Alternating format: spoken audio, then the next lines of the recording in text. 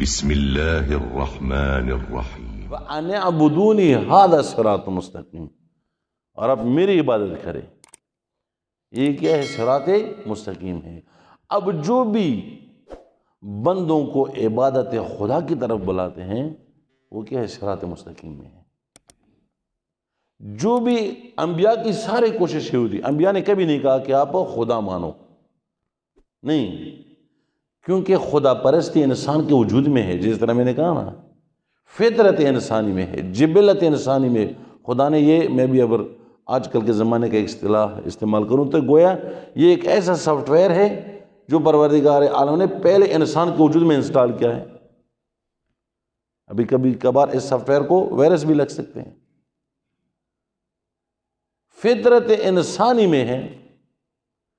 فطرت کے بارے میں نے کہا تھا کہ فطرت وہ ہوتی ہے جس میں دو تین جو چیزیں ہیں یہ ہونا چاہیے۔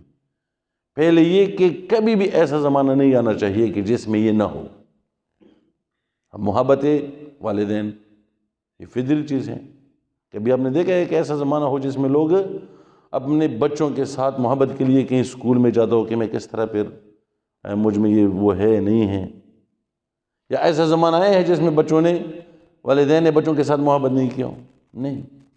انسان جب ہے تو اس کی فطرت میں خدا نے یہ محبت رکھی ہے۔ میں نے کہا یہ سافٹ ویئر کو کبھی کبھار وائرس بھی لگ سکتے ہیں، اڑ جاتا ہے۔ انسان اتنا گناہ کر کر کے، ظلم کر کے اس کی محبت کا جذبہ بالکل ختم ہو جاتا ہے، وہ الگ بات ہے۔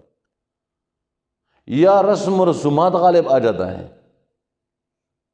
لیکن کبھی ختم نہیں ہوتا۔ دوسری یہ کہ فطرت میں تعلیم و تعلم کی ضرورت نہیں ہوتا کہ آپ مثلا کسی کو تعلیم دے دیں، جب آپ کا بچہ پیدا ہو جائے نا آپ اس کے ساتھ محبت کرو، اس کا بوسہ لے لو فلانی، نہیں، آٹومیٹک اس میں ہوتا ہے۔ یہ فطرتاً ہے کہ اپنے بچوں سے انسان محبت کرتا ہے۔ تو یہ چیزیں، یہ میں اس کے بعد کر رہا تھا کہ یہ جو حصے پرستی جس کو کہتے ہیں، تعبد کسی چیز کا ماننا، یہ انسان کی فطرت میں ہے۔ لیکن ایک خدا کو ماننا، توحید کی طرف انبیاء نے بلایا ہے۔ انبیاء نے کیا کیا ہمیشہ توحید کی طرف بلایا ہے۔ انبیاء نے انسان کو انسانوں کی عبادت سے نکال کر خدا کی عبادت کی طرف بلایا ہے۔ یہ بات ہے۔ جتنی بھی انبیاء آئے ہیں انہوں نے کہا کہ آپ مانو، چونکہ آپ تاریخ میں آپ دیکھیں کوئی پتھر مانتا ہے، کوئی سورج کی پوجا کرتے تھے، کوئی دریاچے کو، کوئی بت کو، مختلف قومیں تھیں گزری ہیں، قرآن میں بھی ذکر ہیں۔ کچھ نہ کچھ وہ مانتے تھے، ان کو یہ تو تھا کہ کوئی ہے ماننے کے قابل۔ اب مصداق میں وہ غلطی کرتے تھے۔ انبیاء نے آ کر مصداق معین کیا کہ آپ نے خدا کو مانا ہے، ایک خدا کو مانا ہے۔ وَأَنِ اعْبُدُونِي هَذَا صِرَاطٌ مُسْتَقِيمٌ، میری عبادت کرو، یہی صراط مستقیم ہے۔ اور بھی کافی سارے آیات ہیں۔ وَإِنَّ اللَّهَ رَبِّي وَرَبُّكُمْ فَاعْبُدْهُ هَذَا صِرَاطٌ مُسْتَقِيمٌ،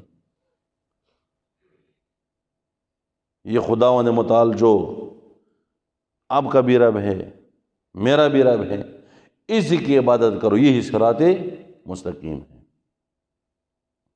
بس ہر وہ راستہ جو آپ کو خدا کی عبادت تک پہنچائے وہ کیا ہے؟ صراط مستقیم ہے۔ میں اس ضمن میں کچھ روایت کا وہ کروں، انشاءاللہ پھر بس ختم کرتے ہیں۔ امام علی علیہ السلام فرماتے ہیں الیمین والشمال مضلہ والطریق الوسطی ہی الجادہ، دائیں کی طرف اور بائیں کی طرف مڑنا یہ کیا ہے؟ گمراہی ہے۔ جو درمیانی راستہ ہے وہ طریق الوسطی ہی الجادہ، یہی جادہ، یہی صراط مستقیم ہے۔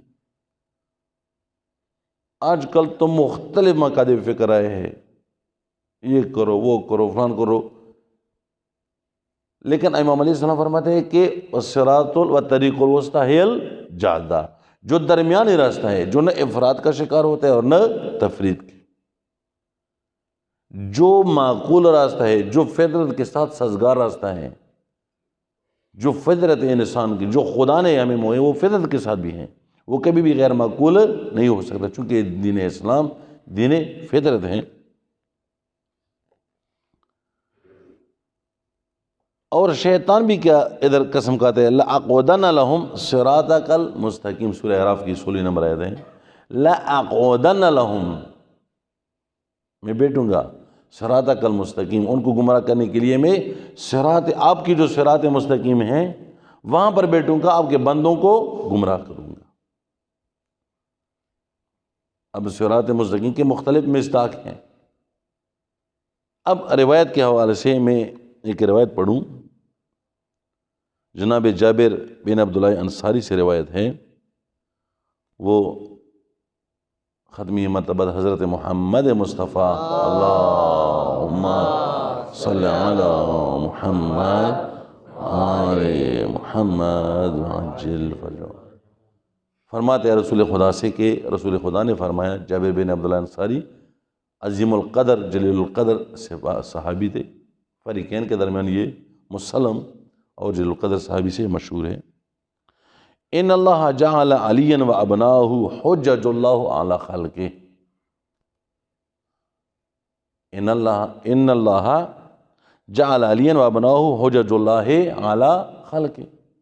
جابر بن عبداللہ انصاری فرماتے ہیں کہ رسول خدا نے مجھے فرمایا کہ پروردگار عالم نے علی علیہ السلام اور ان کی اولاد معصومین کو حجت خدا قرار دیا، کس پر؟ مخلوقات پر حجت قرار دیا۔